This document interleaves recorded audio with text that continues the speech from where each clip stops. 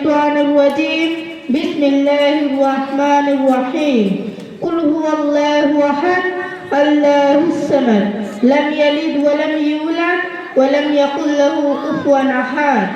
صدر جی وقار مشفق اساتذہ اکرام حکام صاحبہ مہمان اکرام معزز سامعین و سامعات، آج کے اس سالانہ انعامی مسابقہ میں میری تقریر کا عنوان ہے عقیدہ توحید. توحید کی امانت سینوں میں ہے ہمارے، توحید کی امانت سینوں میں ہے ہمارے، توحید کی امانت سینوں میں ہے ہمارے، آسان ہی مٹانا نام و نساں ہمارا.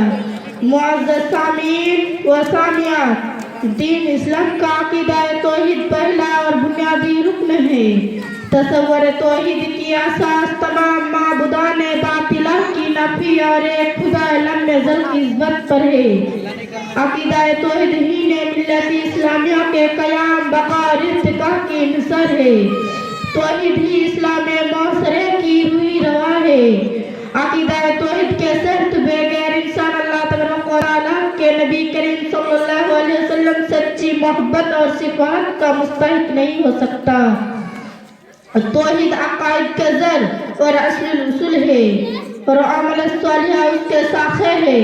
محترم حضرات، تمام نبی اور رسولوں کے دعوت کے شروعات عقیدہ توحید سے ہوتی تھی. ارشد بری تعالیٰ ہے وَمَا أَرْسَلْنَا مِن قَبْلِكَ مِن رَّسُولٍ إِلَّا نُوحِي إِلَيْهِ أَنَّا فَاعْبُدُونِ.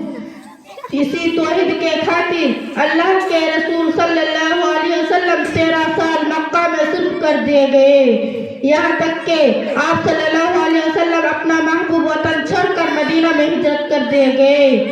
عقیدہ توحید قرآن کے اندر متعدد عقلی دلائل اللہ تبارک و تعالیٰ نے دیے ہیں. ارشد بری تعالیٰ ہے لَوْ كَانَ فِيهِ إِلَيْهِ فَاعْبُدُونِ. تیرے رب نے فیصلہ کر دیا کہ تم اس کے ساتھ کسی کا شرک نہ کرو، اس کے سوا کسی کا شرک نہ کرو. آخر میں اللہ تعالیٰ سے دعا ہو کہ وہ ہمیں حقیقی توحید کو سمجھنے کی توفیق عطا فرمائے. آمین. شرک صاحبہ سے بچا کے رکھے. آمین. السلام علیکم ورحمۃ اللہ وبرکاتہ. اب سفیرہ خاتون ابو طاہر تقریر کریں گی.